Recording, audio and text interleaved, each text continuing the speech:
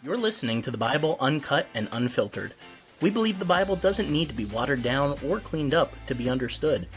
Our goal is to provide a healing place to discuss the questions you can't ask and the context you won't learn in church. I'm your host, Colin Connor. Now, on to the episode.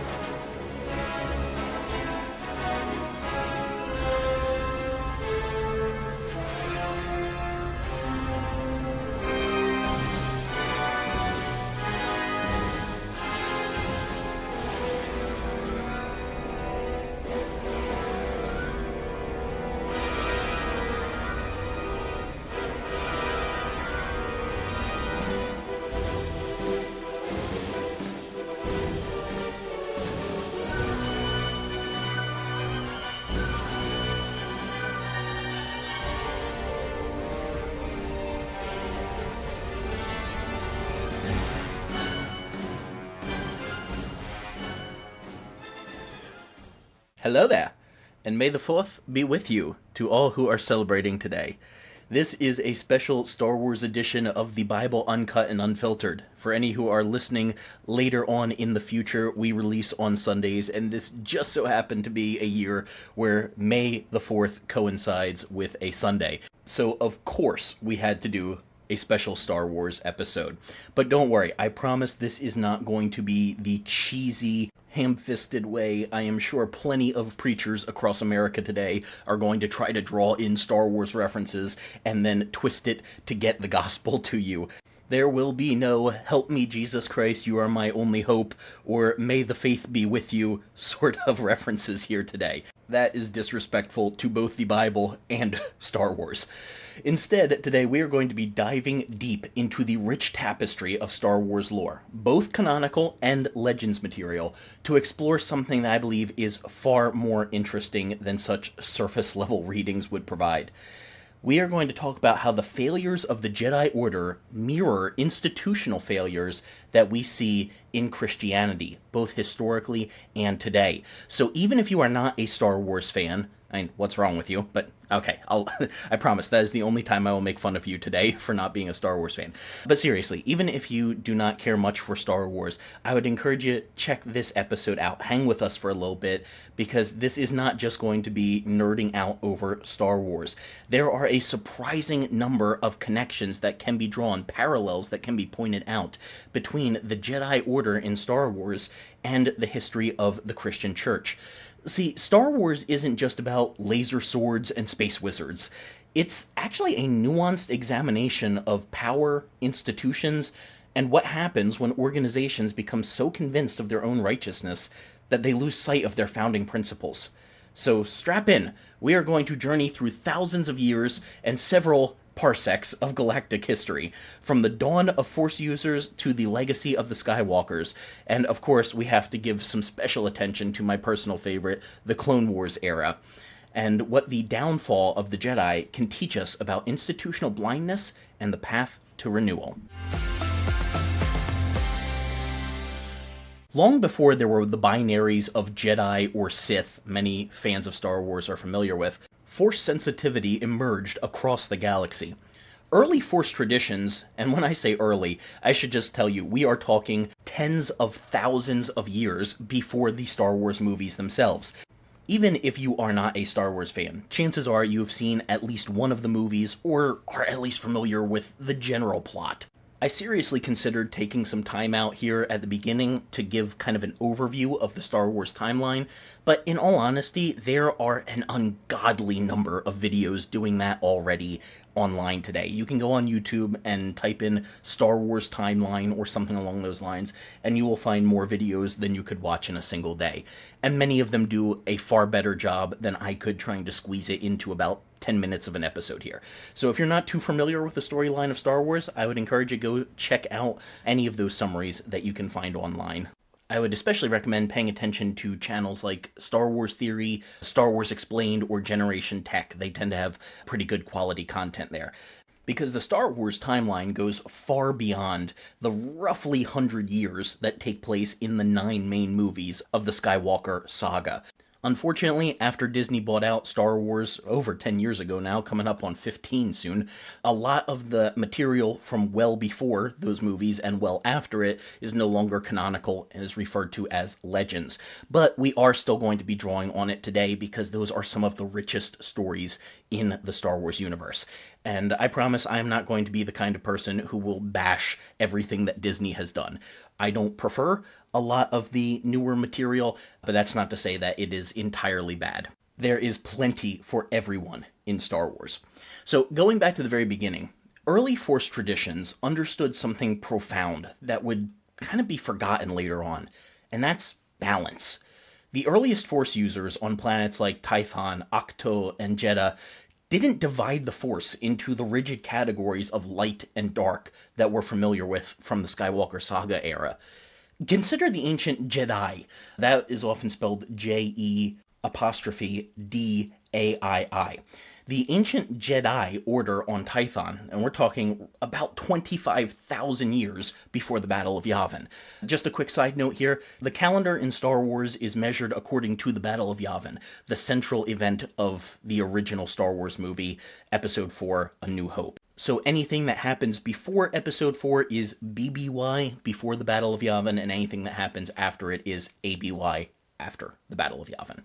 I'm also going to do my best to refer to the Star Wars movies by their actual titles in each of these, because if you start saying the second movie, people wonder, do you mean Episode 5 or Episode 2, because of the way that they were released. So as best as I can, I will try to say Empire or Empire Strikes Back or Attack of the Clones, that sort of thing.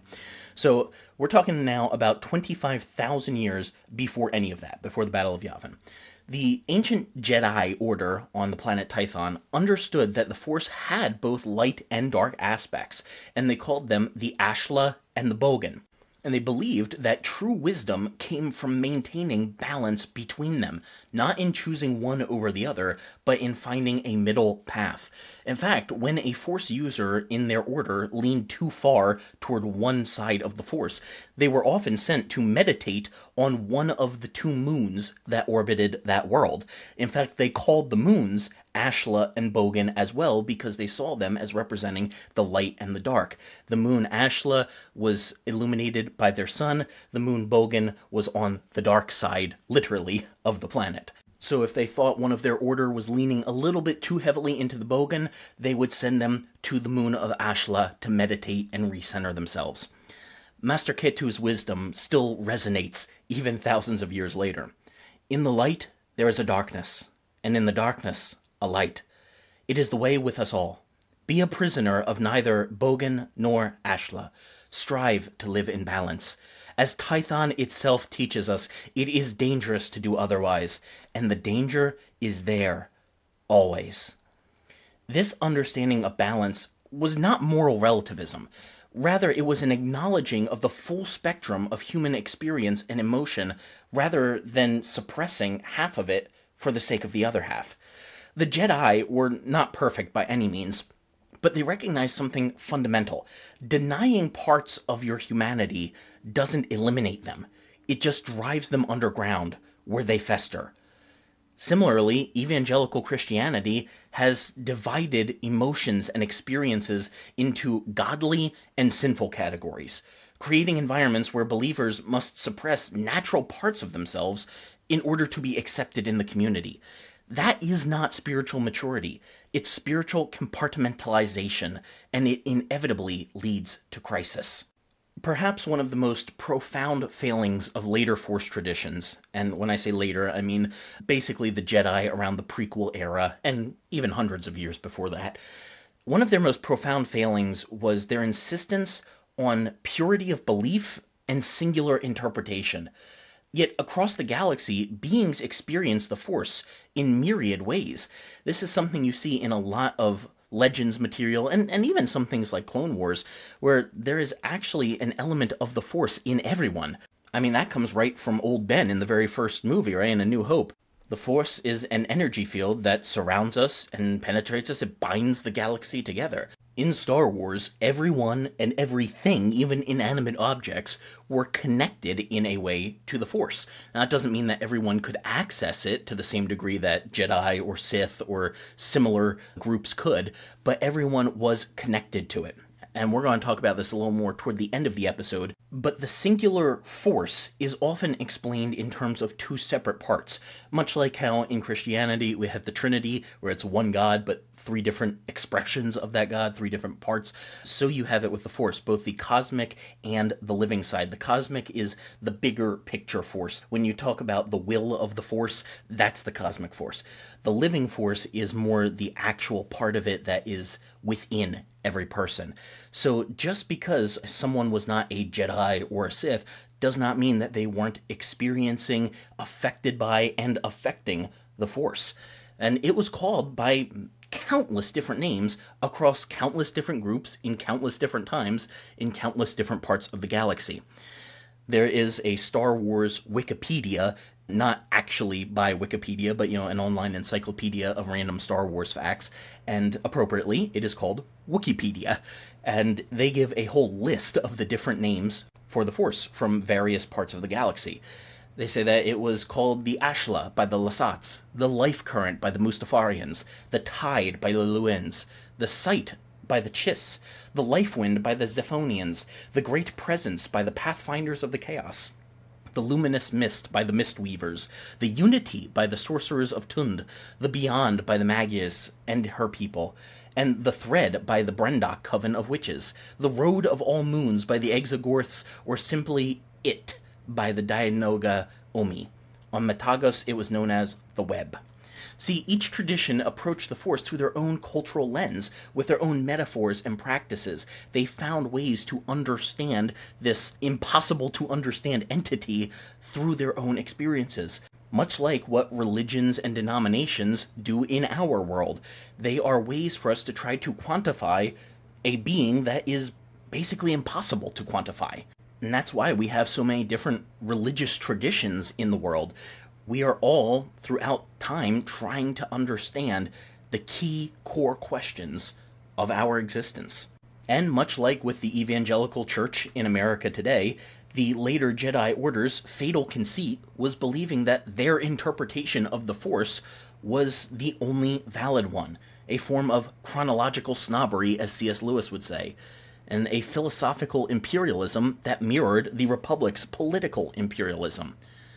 Isn't that painfully reminiscent of what we see in American Christianity today, where so many churches, denominations, and religious parachurch groups position themselves as being the only true interpretation of the faith? Isn't it so great that you were born into this faith tradition where we have everything figured out, where we have the one right way? How lucky are you? Much like with the Jedi, as time goes on, denominations fracture over increasingly minute theological differences while claiming exclusive access to divine truth. The insistence that God can only be understood through one narrow cultural lens from 2,000 years after and half a world away from where the Bible actually took place, that creates the same blindness that eventually consumed the Jedi. Had they been more open to diverse understandings of the Force, perhaps they might have recognized the warning signs when their own connection to the Force began to dim. Truth is often found in the spaces between dogmatic certainties.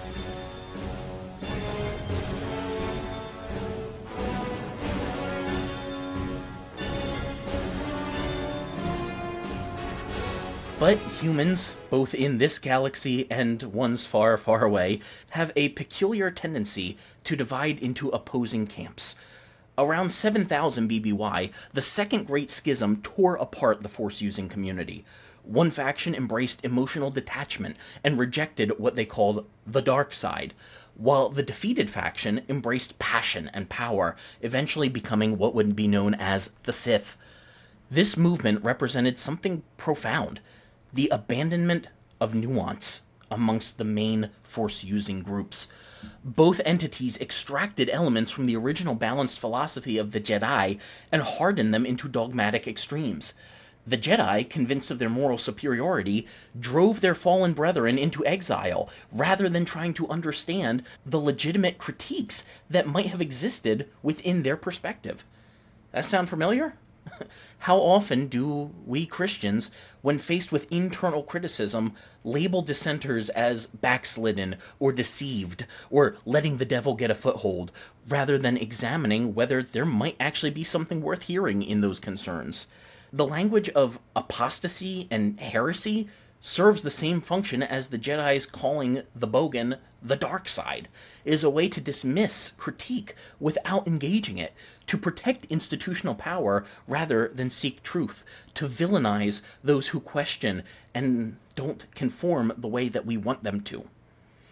As the Jedi Order formalized during the Old Republic era, it gradually transformed from a spiritual tradition into a more political institution. That certainly sounds like the church as well, particularly around the time of Constantine. The Jedi went from being basically monks to peacekeepers, then diplomats, then generals, roles that were increasingly distant from their contemplative origins. And with that evolution came hierarchy, bureaucracy, and dogma. The Jedi Code, once a set of contemplative guidelines, hardened into rigid doctrine. What was rooted in ancient reminders not to act from unchecked emotions became a denial of emotion altogether. And the irony is that denying emotion doesn't eliminate it. It simply ensures that you don't develop the tools to handle it when it inevitably surfaces. As Kreia told the exile, apathy is death. Worse than death, because at least a rotting corpse feeds the beasts and insects. The early signs of the Order's fatal flaws were already visible thousands of years before its fall during Episode 3, Revenge of the Sith. The Jedi became increasingly isolated in their towering temples, more concerned with philosophical debates in comfortable chambers than with the suffering of ordinary beings across the galaxy. Is that really any different from what's happened to Christianity? And I don't just mean the opulence of the medieval Catholic Church, but what about modern-day megachurches, with their elaborate campuses and leadership hierarchies insulated from the communities they claim to serve? When pastors travel in private jets while preaching prosperity gospel to struggling congregants, they are following the same path as Jedi masters who meditated in temple spires while slavery flourished in the Outer Rim. And much like Christianity, Force users developed various creeds to standardize belief and form in and out groups. So let's talk about the codes in Star Wars. First is the Jedi Code, which you can really say is just about the comfort of denial. It goes like this: there is no emotion, there is peace. There is no ignorance, there is knowledge. There is no passion, there is serenity. There is no chaos, there is harmony. There is no death, there is the Force. The Jedi Code presents itself as wisdom, but look closer, and you'll see something troubling. Denial. It doesn't say manage your emotions to find peace, but rather there is no emotion. Not learn to channel passion constructively, but rather there is no passion. This is not a path to transcendence. It's a recipe for repression. By denying fundamental aspects of sentient experience, the Jedi created a philosophy built on contradiction. They claim to serve life while disconnecting from the very things that make life meaningful: emotional connection, passionate engagement, and the beautiful chaos of existence that cannot be controlled. This mirrors evangelical Christianity's often unhealthy relationship with human emotion and desire. As I critiqued earlier, and will again through this episode, rather than teaching believers how to integrate their feelings and passions in healthy ways, many churches demand the suppression or denial of emotions, except of course for the ones that make us look happy and shiny. This creates Christians who present a serene exterior on Sunday service while battling unprocessed emotions the rest of the week. Just like Anakin, they feign calm, peace, happiness amongst other practitioners, but secretly rage within until eventually it will come out in far more damaging ways than if it had been allowed to have been handled in the open. Conversely, we have the Sith Code, which can be summarized as the allure of indulgence. And it goes like this: peace is a lie. There's only passion. Through passion I gain strength. Through strength I gain power. Through power I gain victory. Through victory my chains are broken. The Force shall set me free. It is impossible to read that in a normal voice. And apparently I started to channel a little inner Sam Witwer there. The Sith Code offers the opposite extreme of the Jedi Code: full indulgence of desire without ethical constraint. Where the Jedi deny emotion, the Sith borderline worship it. Where the Jedi seek detachment, the Sith pursue passion to the point of possession and obsession. The Sith philosophy contains a grain of truth that passion can indeed be a source of strength, that there is something liberating in acknowledging the reality of conflict. But it ultimately fails. By reducing everything to power struggles and domination, it creates a self-destructive spiral that led the Sith to spend as much time plotting against each other as their enemies.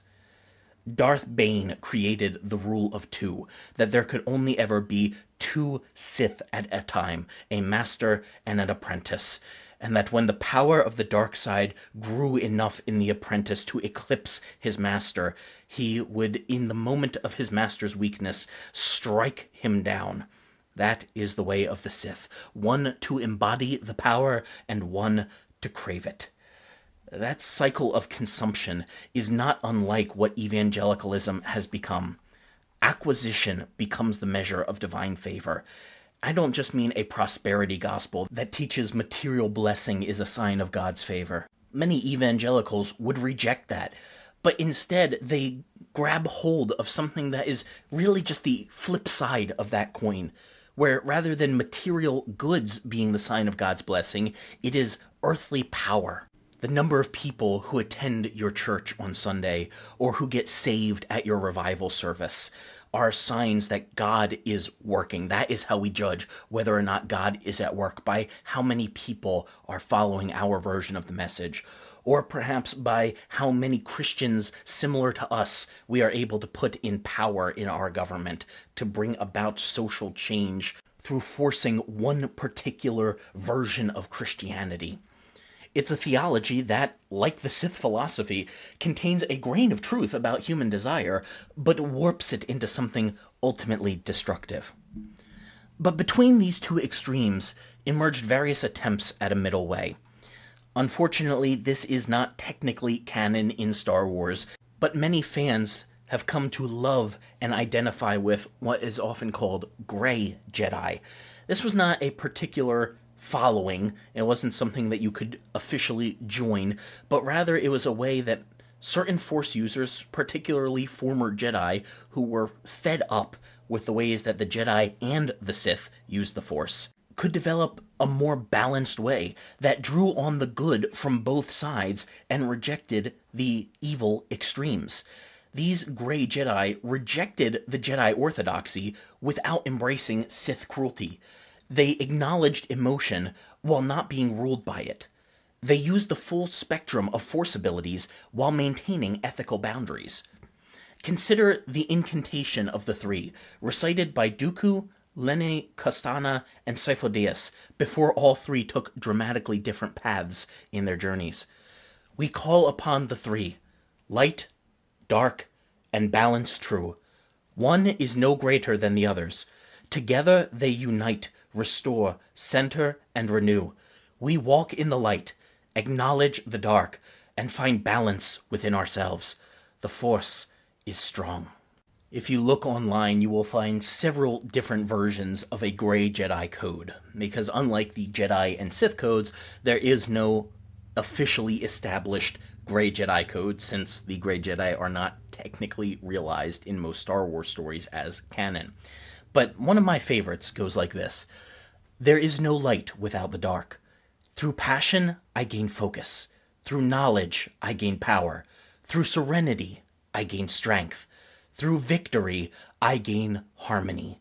There is only the Force. I really appreciate how that draws on both the Jedi and Sith codes, acknowledging the goals of both without descending into the extremes of either. This understanding that light and dark exist in tension rather than opposition represents what both the Jedi and the Sith lost. It's not about good versus evil. It's about detachment versus desire, peace versus progress, stability versus change. None of those things are in and of themselves good or evil. As I have pointed out many times on the podcast and drawn from particularly Sky Jathani's presentation of this, the line between good and evil does not run between me and you, between Jedi and Sith, but rather straight through me and straight through you. We both have the potential for good and for evil. We both have good and evil inside of us, and we are both a mixture of the two. Denying the existence of one, or even suppressing one, is not the point. Rather, it is an acceptance of both so that we can see the whole of ourselves and find balance in the tension rather than the opposition. In today's Christian landscape, we might see parallels in those communities seeking to integrate traditional faith with more modern values. Those who acknowledge the reality of human complexity without abandoning core ethical principles. This is what I was getting at in my conversation with Braden Storkerson of Religionless Studios recently, is the understanding that spiritual maturity isn't found in either rigid fundamentalism or complete moral relativism, but in the thoughtful integration of both tradition and innovation. Even within the Jedi Order, competing understandings of the Force created tension, much like competing ideas of God and every possible doctrine out there has created tension within the Church. Qui-Gon Jinn, portrayed by Liam Neeson in The Phantom Menace as Obi-Wan's master, he championed the living Force, the present, immediate, flowing through of all life in the moment. The Council, by contrast, increasingly focused on the cosmic force, the detached, abstract, concerned with grand destinies side of the Force. Much like how many Christians, many fundamentalists in particular, have focused on systematizing belief in God, rather than actually feeling how he works in daily life. Qui-Gon's willingness to follow the living Force is what led him to rescue Anakin, and to repeatedly challenge council orthodoxy, and yes, even ultimately to discover a path to immortality by becoming one with the Force. Yet despite his wisdom, the council often treated him as a troublemaker rather than a prophet, a pattern institutions often repeat with their most visionary members. Qui-Gon advised Anakin to feel and to trust his instincts, which is a sharp contrast to the overly analytical and intellectualized faith that characterizes so much of our modern fundamentalism and even parts of evangelicalism, where theology matters more than lived experience, to the point that we even deny the value of lived experience, where doctrinal purity trumps compassionate action. Honestly, that sounds like the response of some religious leaders to Jesus back in the day, but I digress. Had the council embraced Qui-Gon's perspective, treating the Force as a partner, as a part of his own life, rather than a tool or an end goal, maybe they might have maintained the connection and clarity that they lost so long before.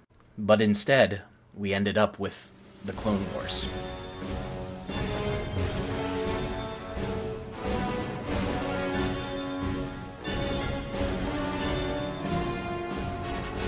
Star Wars wouldn't be Star Wars without wars. That's half of the name, right? Through conflicts like the Great Hyperspace War, the Jedi Civil War, and the new Sith Wars, all thousands of years before the Skywalker saga, we see a recurring pattern. The Jedi Order faced existential threats over and over again, survived them through sacrifice and heroism, but then failed to learn any lasting lessons. After each crisis, rather than engaging in meaningful self-reflection, the Order typically doubled down on its doctrines and further isolated itself from outside perspectives. Victory reinforced their conviction of their own righteousness. Consider Revan and Malak, Jedi who witnessed the Republic's failure to protect worlds during the Mandalorian Wars. We're talking Knights of the Old Republic era now, so still quite a ways before the Skywalker saga. When they chose to intervene against the Council's wishes, they were branded as traitors rather than heard as whistleblowers. Their eventual fall to the dark side became a convenient excuse to dismiss the legitimate criticisms of Jedi in action.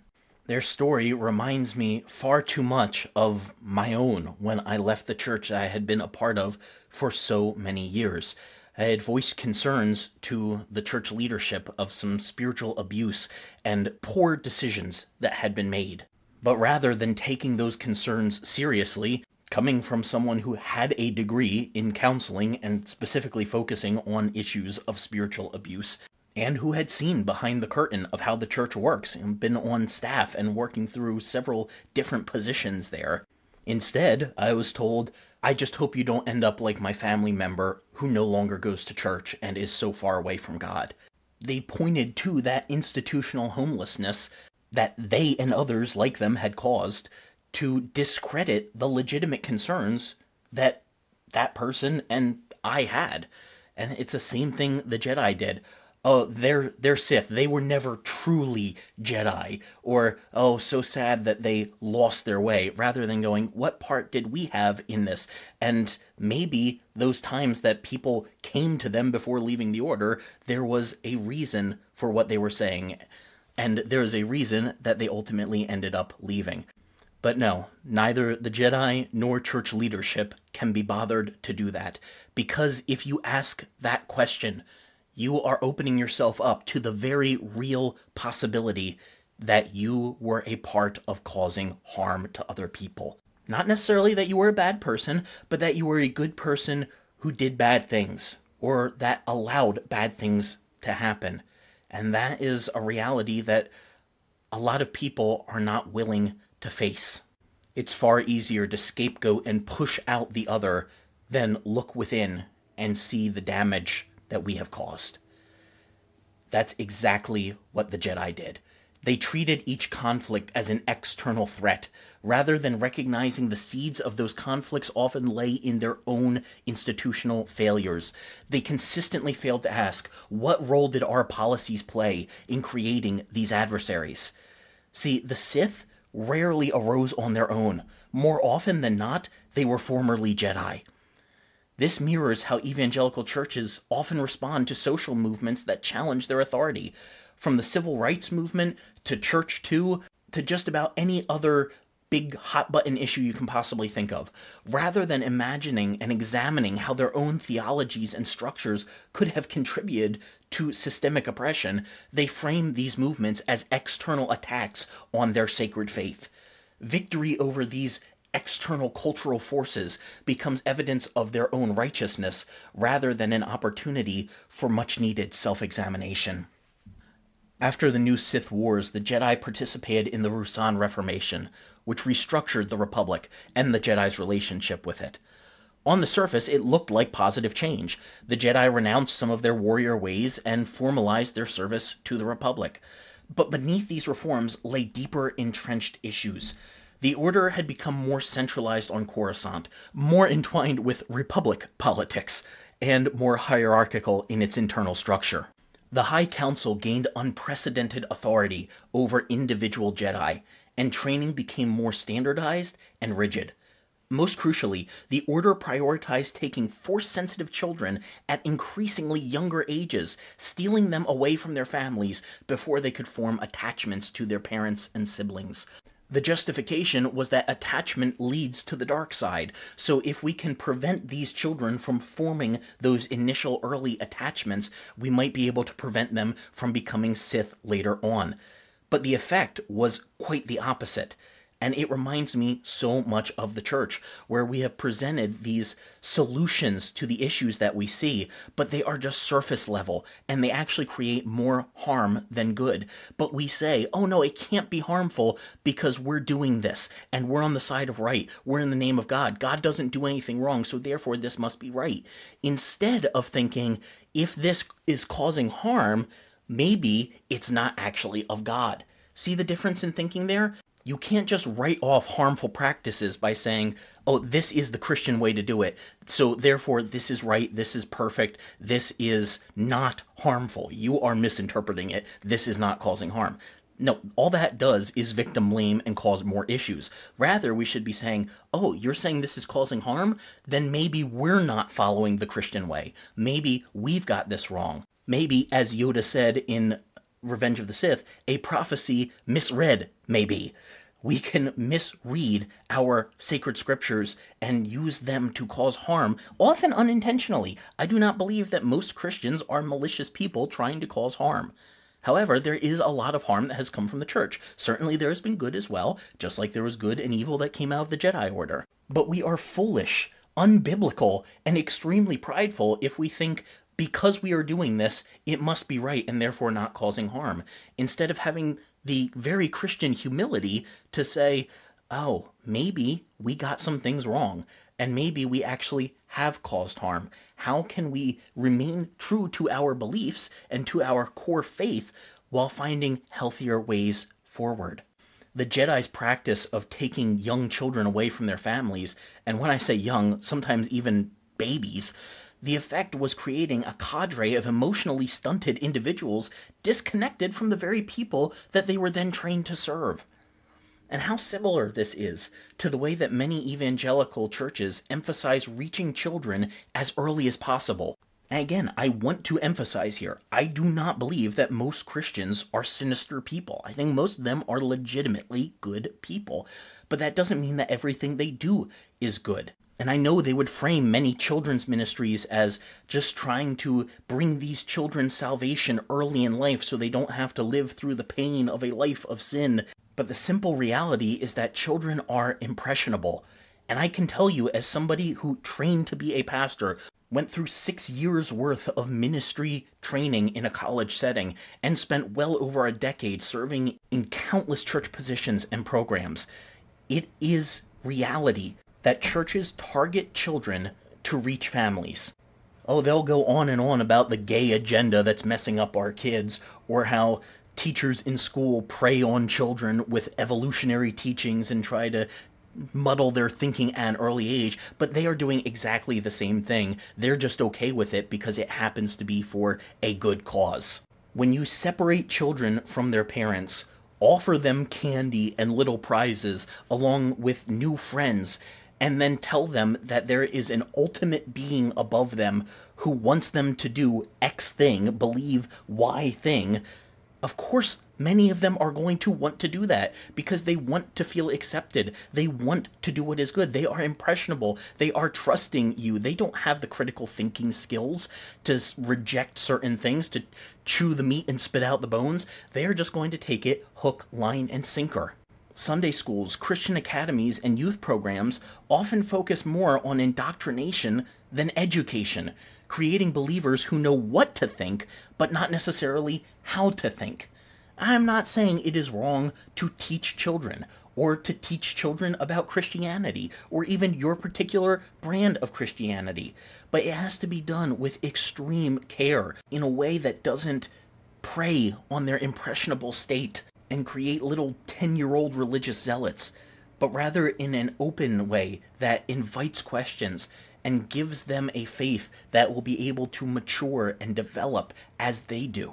Much like with the Jedi, the Church has missed the mark on how to handle children.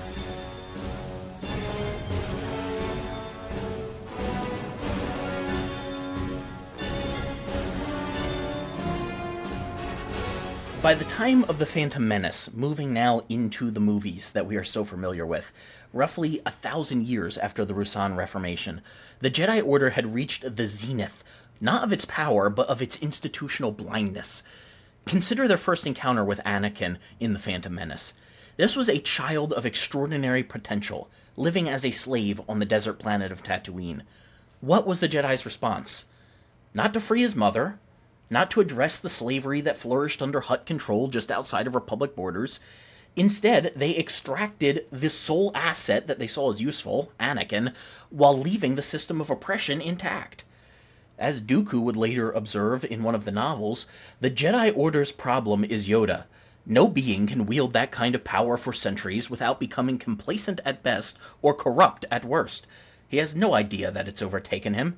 He no longer sees all the little cumulative evils within the Republic that he tolerates and fosters, from slavery to endless wars, and he never asks, why are we not acting to stop this? Live alongside corruption for too long, and you no longer notice the stench. The Jedi cannot help the slaves of Tatooine, but they can help the slave masters. The Order had become so focused on maintaining the Republic's status quo that they had forgotten to question whether that status quo was just anymore. The selective morality is painfully familiar in evangelical contexts. Churches that loudly proclaim concern for the unborn often fall silent about children in poverty, detained at borders, or suffering from systemic racism. They extract useful converts from marginalized communities and parade them around as champions of their cause, while rarely challenging the systemic injustices that create marginalizations in the first place. Like the Jedi, we in Christianity in America have often helped the slave masters, both literally and figuratively in our past, more effectively than the slaves themselves. The decade leading up to the Clone Wars reveals an Order so complacent that they failed to notice glaring inconsistencies in their own beliefs. They didn't investigate who deleted Kamino from the Jedi archives in between Phantom Menace and Attack of the Clones. They never thoroughly questioned the convenient appearance of a clone army ordered by a dead Jedi Master. When discovering that Count Dooku led the Separatists, and by the way, Dooku was a former Jedi as well, they didn't seriously examine what legitimate grievances had driven him away. It's not like he just decided one day to turn against everything he had believed. He spent decades trying to reform the Order from within, trying to bring about the greater good, and eventually the corruption of the Order is what pushed him away. Their blindness to his sensitivity. And I mean, ultimately, they even failed to sense a very Sith Lord operating in their midst for well over a decade. Even Yoda himself in Attack of the Clones admitted that the Jedi had become blind and couldn't see the creation of this clone army right under their nose. But this wasn't a failure of perception. Rather, it was a failure of imagination, a failure to consider what was possible, that they could have been wrong, a failure to consider perspectives outside of their own paradigm, the belief that they had arrived at the right belief system, instead of acknowledging that the ways they had followed the Force over millennia changed with each generation. It's not like the way the Jedi were in the prequel movies is the way that they had always been. It adapted, it grew, it changed, just like with Christianity. We so often imagine that the version of Christianity we're familiar with today is the historic right Christianity. But in reality, it is a product of 2,000 years of adapting Christianity. And guess what? It's going to continue to adapt. Just like 200 years ago, you would have been in the minority if you as a Christian suggested it was improper to own slaves. Yet today, it's darn near impossible to find a church that wouldn't call slavery a great evil and abolition and freedom, individual liberty as being Christian values. That changed in just 200 years, and really in closer to 100. Just because laws changed with the Civil War doesn't mean hearts did. And let me just give you a spoiler alert here. I am not a prophet nor a son of a prophet, as an old preacher I knew used to say. However, I can tell you, this is not going to be the final form of Christianity before the end of time. Just as it changed in the last 200 years on slavery, it will change in the next 200 years on topics as well. And 200 years from now, Christians are going to look back on us just as we look back on those who endorsed slavery and say, what were they thinking? How could they possibly have thought this was biblical? How were they so blind? We are at the height of hubris to think that we have it all figured out. We rest on the shoulders of 2,000 years of Christians, both their achievements and their setbacks. The achievements that paved the way for our future, and the setbacks that taught us what not to do. We are indebted to them, but we are not enslaved to them. And that is why Christianity will continue to reinvent itself just as it has every generation for the past 2,000 years. Just as the Jedi should have. That is a fact. And if you want to end up on the right side of history, so that people 200 years from now are not shaking their head at you in disbelief, you need to examine your beliefs from outside of themselves, not from within, but from outside, and be willing to make changes where need be. As Kriya said in the second KOTOR game, to believe in an ideal is to be willing to betray it. I realize that may sound contradictory and confusing at first, but I think there's actually a great deal of wisdom behind that. To believe in an ideal is to be willing to betray it. You cannot truly believe what you believe until you have explored its depths to a point that you are actually willing to deny what you believe for the truth. Truth must supersede belief, and humility must precede truth. That means that we must be humble enough to say, I want to pursue what is right. I want to believe what is right. I want to act rightly, even if that means that I have to acknowledge there are things that I currently believe or am doing that need to change. And so you can't really claim to have the truest form of belief in your own values until you have looked at them objectively from the outside, treated yourself as an outsider to those beliefs, and in that way, quote unquote, betrayed them by leaving them so that you can objectively see them from the outside and determine if they are actually as valuable as you thought they were. Only then can you truly believe something, when you have actually gone so far into its depths that you then step outside of it to see both its values and its detractions. Because there is no singularly right belief system. We are all flawed humans trying to make sense of a world that doesn't make sense. Trying to find meaning in a world that seems to have little meaning. Trying to commune with something greater than ourselves. And this is not a simply one and done thing where you can say, ah yes, 10 years ago I examined my beliefs and I am convinced I am right. No, life is cyclical. We continue to learn things as life goes on. Oh, at least we should continue to learn things as life goes on. And with each little new thing that we learn, our former belief system is now out of date. We have to reincorporate now, recatalog, if you will, sync up our old beliefs with our new understandings. This is a constant process every time we learn something new, every time we experience something new. It should inform our beliefs.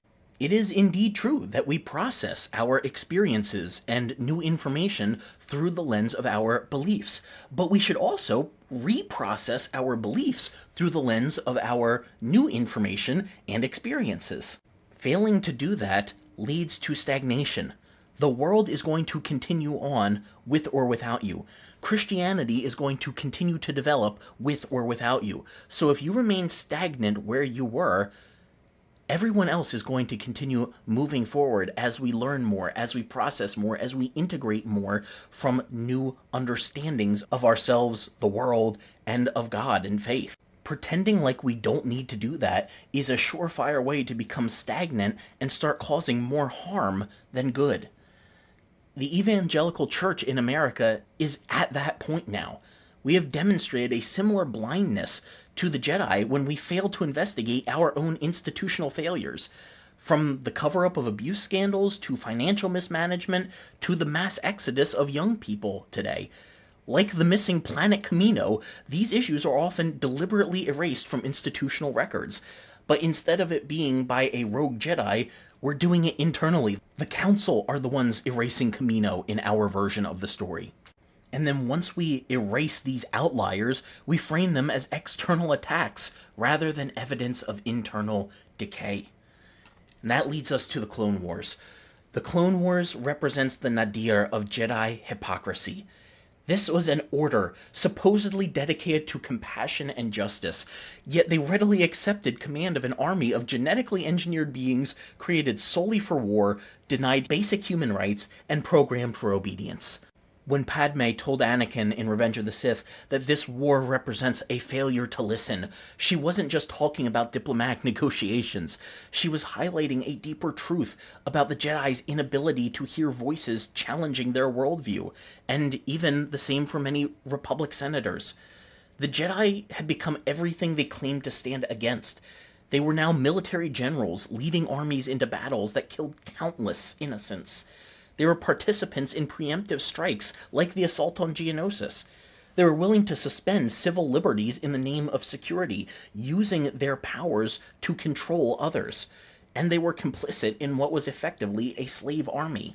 Ki-Adi-Mundi spoke for many Jedi when he dismissed the possibility of a Sith controlling the Senate, saying it was impossible because surely we would have sensed it.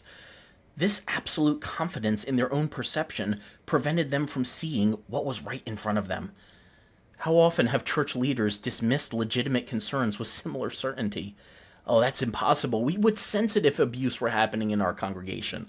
Oh, that's impossible. We would know if our theology was causing harm. The institutional arrogance of so many churches leads to the same blindness that prevented the Jedi from seeing Palpatine's true nature until it was too late. And it is preventing churches from seeing their true nature and their coming demise until it is too late. And perhaps no incident better illustrates the Order's moral bankruptcy than their treatment of Ahsoka. This is heartbreaking, and I guess I'll say spoilers here. If you're interested in watching the Clone Wars show, 100% go watch it. It was geared toward children, but it was a mature show. And it's not just for kids. Just because it's animated doesn't mean it's childish. It is honestly some of the best Star Wars ever made, particularly in about seasons 3 through 6. If you're only familiar with the main movies, you might not be aware of Ahsoka. She's introduced in the Clone Wars as a Padawan for Anakin, and there's all kinds of stuff that gets into why she is not there in Revenge of the Sith, and you gotta watch the show or some summary on YouTube to get to that. But she was Anakin's Padawan through the Clone Wars, and she was extremely loyal to both the Jedi and the Republic for most of the Clone Wars, yet toward the end, there is a whole storyline where she got framed for a bombing at the Jedi Temple that she did not actually cause. Yet even though she had served faithfully for 2 years of the war and dedicated her entire life up until that point for serving the Jedi and the Republic, the Jedi Council immediately treated her as a scapegoat. Now, eventually her innocence was proven, and the Council offered to welcome her back. And Plo Koon did apologize on behalf of the Council, but he had a very personal connection to Ahsoka. He was the Jedi who had originally found her when she was very young. So honestly, I see the Council's using Plo as their spokesperson there to be a little bit manipulative because of his connection to Ahsoka. I think the apology might have meant more coming from someone who had acted more strongly against her, like Mace or Yoda. But instead, they offer this passing apology, just one quick line, and focus instead on congratulating her for passing what they framed as her, quote, great trial. Mace Windu tried to gloss over all of the horrors that they had put her through here and pass it off as her test to gain knighthood. He even, and this is no joke, I'll link to the clip in the show notes, he explained away their error that nearly ruined Ahsoka's life merely by saying, and I quote, "The Force works in mysterious ways." Come on. Have you heard that before in any other setting? See, the Jedi couldn't just sit in the dissonance of being wrong. Instead, they positioned themselves as graciously offering her a return without any promise of change. And again, this is very similar to when I had to leave the church that I had grown up in. I presented my complaints and concerns, and there was some heated conversation. I was told by people I had loved, respected, and served alongside for years that I was rebellious, disrespectful, giving the devil a foothold. Those are all exact quotes. And then at the end of the conversation, told with a warm smile that I could come back anytime I wanted. No promise of any change that would make it worth my coming back. No acknowledgement that maybe some of my concerns could have been valid and that they would be looked into further or handled in XYZ way. Rather, just the implicit offer that when you come around to seeing things our way, will welcome you back. Cue the sickeningly sweet smile of Chancellor Palpatine.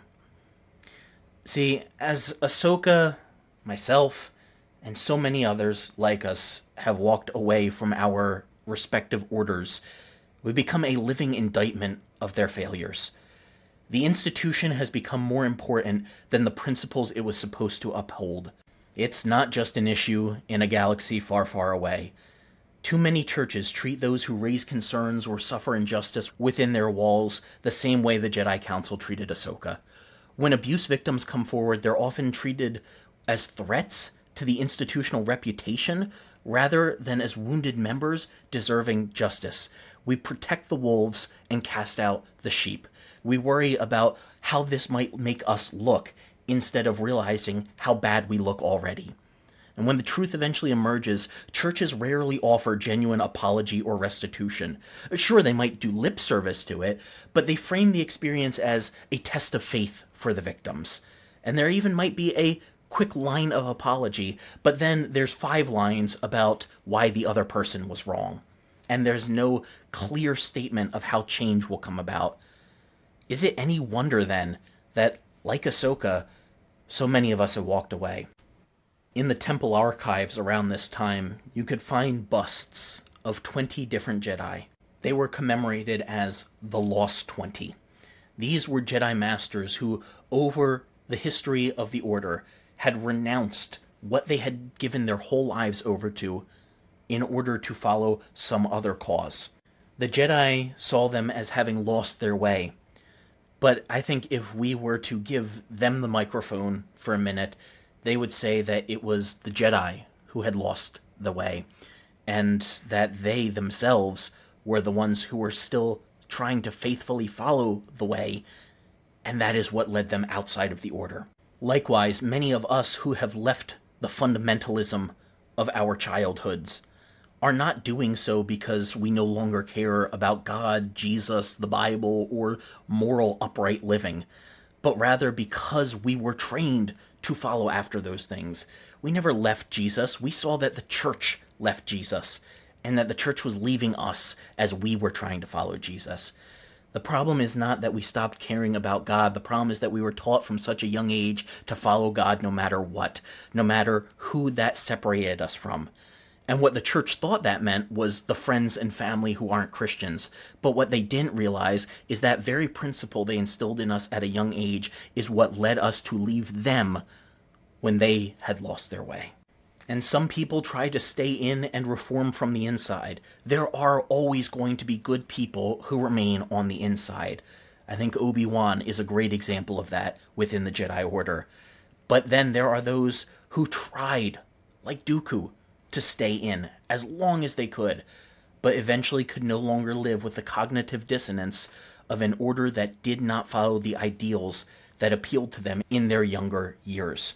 So yes, many of us leave, but we often feel that it is less our leaving as it is our being pushed out by a church that no longer held the same moral high ground we once thought it did. Years after the Clone Wars, when Ahsoka was wandering through the galaxy, she came across Ezra Bridger in the World Between Worlds, and she demonstrated the maturity that she had grown into beyond the limitations of the Jedi. Ezra wanted to step in and save his master Kanan just as he had saved her, yet instead she prevents him, offering wisdom that she did not gain from the Jedi but from her own experience. Ezra cried to her, "You don't understand what you're asking me to do," leaving his master to die. But Ahsoka responded, "Yes, I do. You can't save your master, and I can't save mine. I'm asking you to let go." See, there's a radical acceptance at the heart of the light side that the Jedi had forgotten. Not the denial of loss, but the ability to face it with compassion and then move forward through it.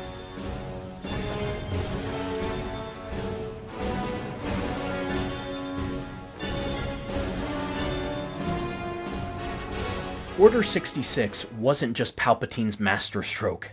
It was the natural culmination of the Jedi's institutional failures. It was going to happen one way or another. By positioning themselves as generals in a war that they didn't understand, and by compromising their values for political expediency, and by becoming so certain of their own righteousness they couldn't imagine their downfall, the Jedi created the very conditions for their own destruction. And the tragedy isn't just that they fell. Organizations rise and fall all the time. It's that they fell while believing themselves to be at their most righteous. As they led the clone troopers across the galaxy, they didn't stop to question whether they had become the very thing they had sworn to fight against, agents of oppression rather than liberation. And the few who did pause to ask that got pushed out or silenced. Similar patterns have played out in the evangelical church's rapid decline over the recent decades.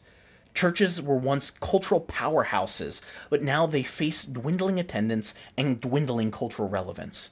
Yet rather than examining how their own moral compromises, from aligning with political power to enabling abuse to weaponizing theology against marginalized groups, have contributed to this decline, many instead double down on the very behaviors that are driving people away. See, when you are given a crisis point in life, you have two options. When somebody points out to you that you are wrong, you have two options. One is to humbly admit that and find a way to reconcile and improve. The other is to insist you are right and dig your heels in. The second option is the easier one, because it maintains our cognitive bias. It doesn't ask anything of us, aside from perhaps the loss of the friendship of whoever has pointed out our wrongdoing.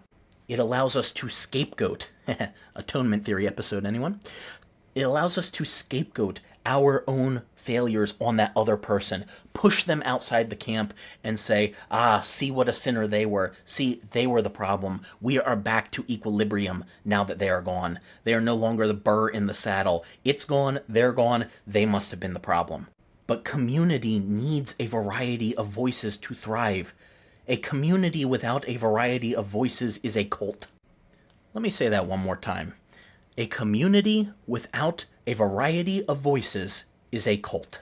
And I get it. Acknowledging where we have been wrong is really difficult, because it means that you have to look inward and possibly admit that things you believed caused harm. That you caused harm. In the name of good, for sure, but still caused harm. And that is a traumatic realization that too many Christians' psyche are unable to handle.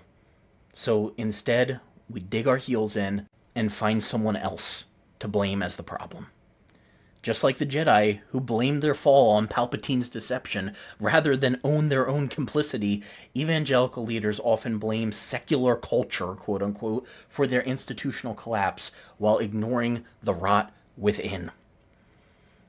The survivors of Order 66 were forced into exile and reflection.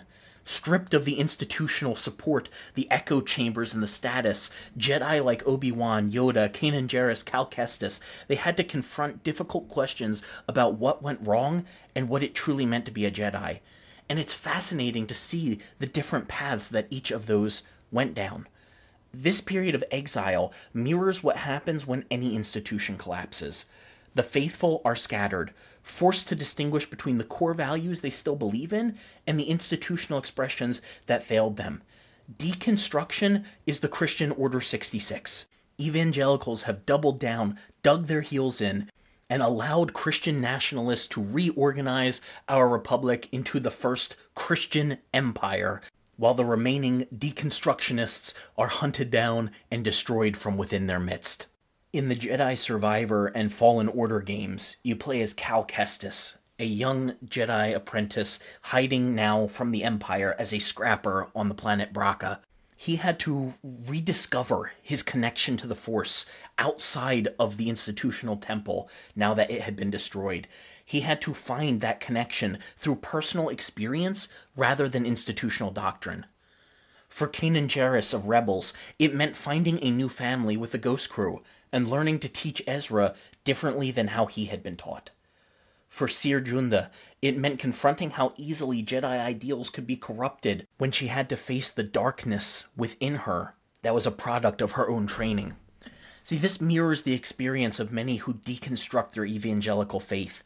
Not that they are abandoning their core spiritual values, but rather that they are finding ways to separate those core spiritual values they still hold dear from the toxic institutional expressions that they experienced in church.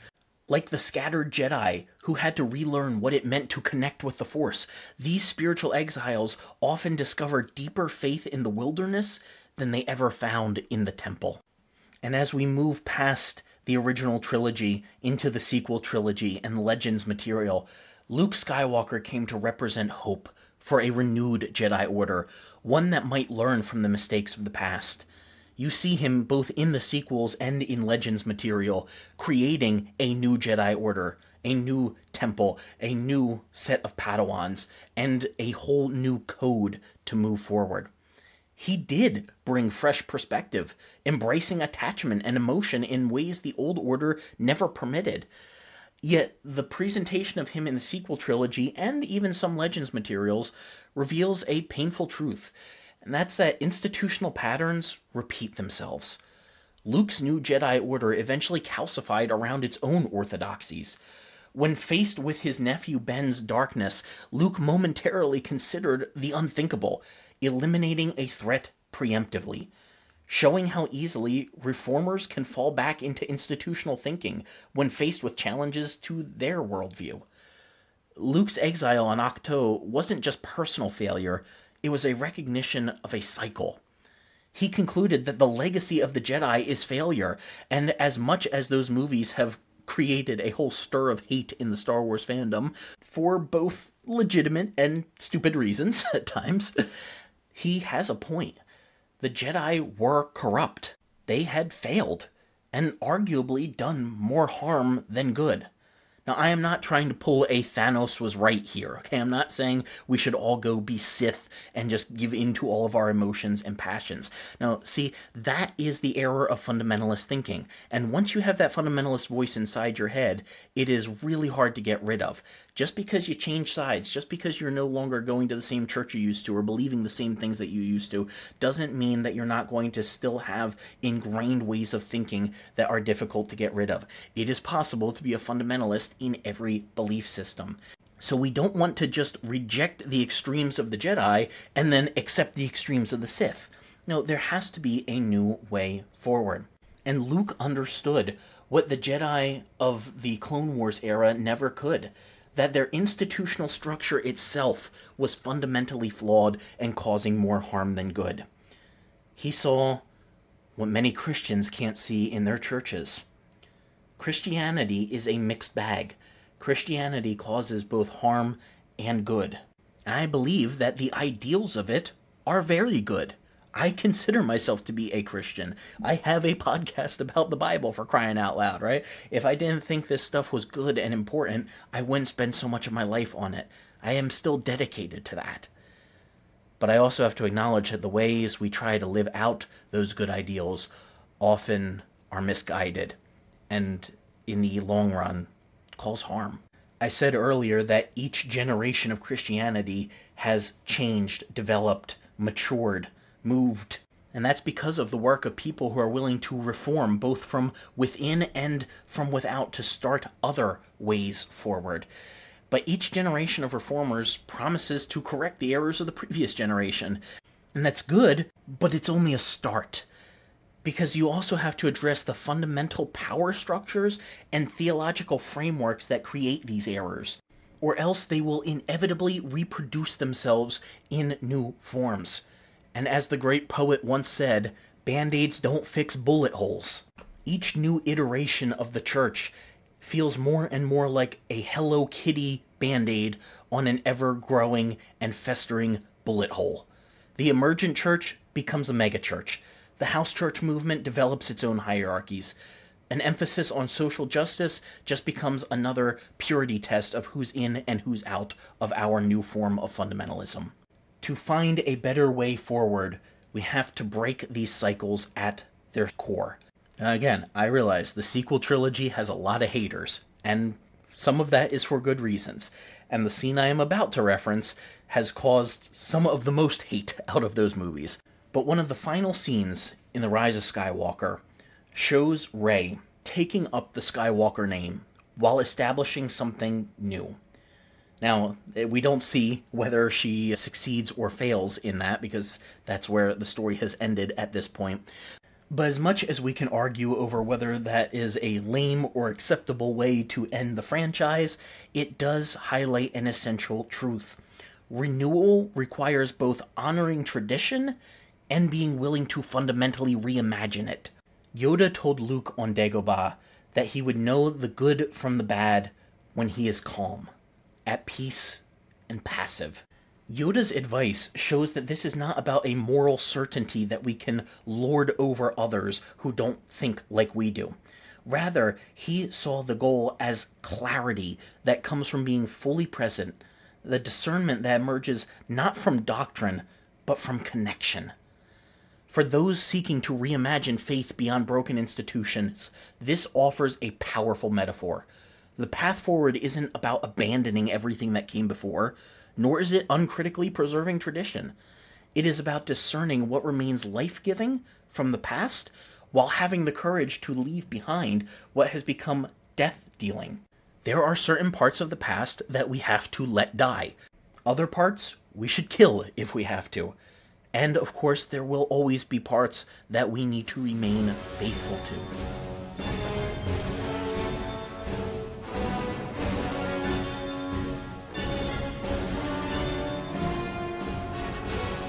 So what can we learn from this galactic history of institutional failure and attempted renewals? Well, let me suggest a few parallels that are uncomfortably familiar to our time and place. First, fear of emotion leads to emotional immaturity. The Jedi feared passion would lead to the dark side, so they suppressed emotion rather than learning to process it healthily. This didn't eliminate emotion, though. It just ensured that they were unprepared when emotions inevitably surfaced. We see this in Obi-Wan's dealings with the Duchess. Evangelicalism similarly demonizes certain emotions: doubt, anger, sexual desire, creating believers who lack the emotional tools to integrate these experiences healthily.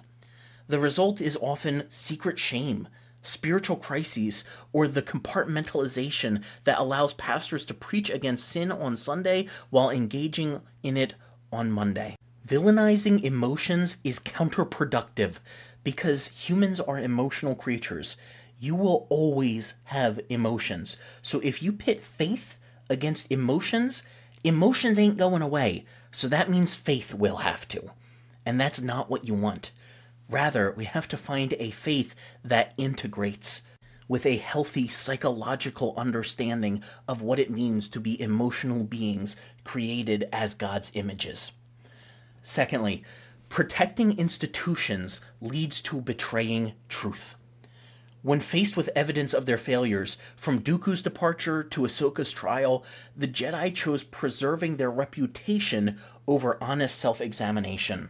When evangelical churches face allegations of pastoral misconduct, financial mismanagement, theological harm, sexual misconduct, they too often circle the wagons, protecting their institution over people. NDAs silence victims. Restoration processes prioritize returning leaders to power over healing communities, and whistleblowers are branded as divisive rather than understanding them as the needed prophetic voices that they are. Thirdly, early indoctrination leads to zealous faith, but also shallow faith. The Jedi took children at increasingly younger ages before they could develop the critical thinking needed to make informed choices about their life's path. Evangelical emphasis on childhood conversion, baptism, and discipleship often focuses more on securing commitments than on fostering genuine understanding. Children are taught complex theological concepts watered down into oversimplified moral lectures before they can even possibly comprehend the depth of the concept, creating a faith built on memorization rather than meaning. Fourthly, rigid dogma leads to the death of spirituality. What began as guiding wisdom calcified into unbending rules, where the Jedi forgot why their principles existed in the first place. Evangelical doctrinal statements have similarly hardened from guidelines into litmus tests, with churches splitting over increasingly minute theological differences while losing sight of core principles like love, justice, and mercy. I'm reminded of Rick Warren's recent impassioned plea before the Southern Baptist Convention for them not to commit the heresy of being schismatic over a doctrine that did not bother them 50 years ago. And what did they do? Quite literally silenced his mic, besmirched his character, and resoundingly cast him out of their convention. You can find the audio clip online. It was barely 2 years ago. The letter of the law kills, while the Spirit gives life. And if you think that's just me being a liberal heretic, go check out 2 Corinthians 3. I was quoting inspired scripture. What will you choose? The letter that kills, or the Spirit that enlivens? You'll find community in the first, but you'll find God in the second. Fifthly, isolation leads to irrelevance. The Jedi literally lived in towers above everyone else, creating an echo chamber where alternative perspectives were rarely heard. Evangelical subculture, with its own music, its own books, its own schools, its own social circles, similarly insulates believers from diverse perspectives. We've created a parallel reality existing alongside the real world, where complex issues are reduced to simplistic moral binaries, where challenging questions are dismissed rather than engaged, and where our opponents are dorky atheist professors who get hit by cars and then have moral epiphanies. And we wonder why we're irrelevant. 6. Political entanglement leads to the silencing of prophetic voices.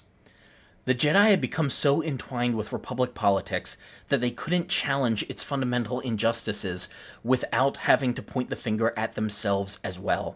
Christianity has always been political, for good or for ill, and often a mixture of both.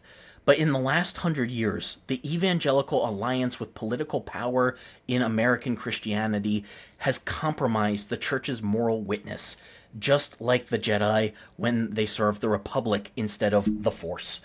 When Christian leaders defend morally indefensible policies because they just come from their side, when they defend politicians that they would lambaste if they were a part of the other party, they are sacrificing credibility for political access, just as the Jedi sacrificed moral authority for Republic support.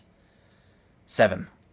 Refusal to change leads to stagnation and eventual death.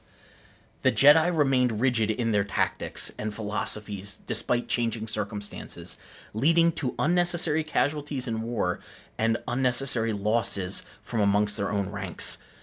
Evangelical refusal to reconsider theological positions in light of new understandings, whether about science or even just biblical scholarship, similarly causes unnecessary harm.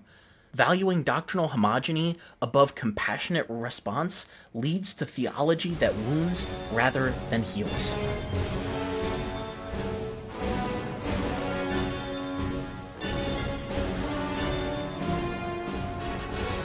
Star Wars teaches us something profound about institutions. They follow predictable cycles of birth, growth, calcification, collapse, and renewal. The Jedi and Sith both faced multiple extinction events and always reinvented themselves afterward. So perhaps the most important lesson is this: no institution lasts forever in its current form. The question isn't whether change will come, it's whether we'll participate in thoughtful reformation or force others to build something new from our smoldering ruins. Let me conclude with a new hope. A synthesis of the wisdom scattered throughout the galaxy, a creed that could guide us as we seek to build something better from the ashes of what has failed. There is emotion, and through understanding it, there is peace. There is ignorance, and through acknowledging it, there is growth. There is passion, and through channeling it, there is purpose. There is chaos, and through accepting it, there is harmony. There is death, and through embracing it, there is the Force. I walk in the light. I acknowledge the dark, and I find balance within myself. I choose to be neither prisoner to fear nor slave to desire. In the light there is darkness. In the darkness there is light. I will know the good when I am at calm, at peace, and present. I will let go of what I fear to lose. The Force is strong. Ultimately, my friends, the Force isn't contained in temples or codices or councils, and God, Christianity, faith, and the Spirit cannot be contained in our churches, systematic theologies, or councils. Rather, they are found in the constant struggle to bring more light into the galaxy, into our world, even when that means acknowledging the darkness within our own institutions and our own selves. So thank you all for joining me on this journey through a galaxy far, far away and one much closer to home. This has been a labor of love and a work in progress since last May 4th, when I realized that this one would fall on a Sunday. I pray we will have the wisdom to learn from the Jedi's failures, the courage to face our own institutional blindness, and the hope to build something better together. May the Force be with you all. You've been listening to the Bible Uncut and Unfiltered. We hope we provided a healing place to discuss the questions you can't ask and the context you won't learn in church. If you enjoyed the podcast, would you take a minute to share it with a friend? You could also rate and review on your podcast app. If you'd like to donate to keep our work going, you can go to our website, thebibleuncut.com, and click on the Support Us tab. While you're there, check out the recommended resources and blog where we post show notes and other articles. Thanks for listening. We'll see you next week.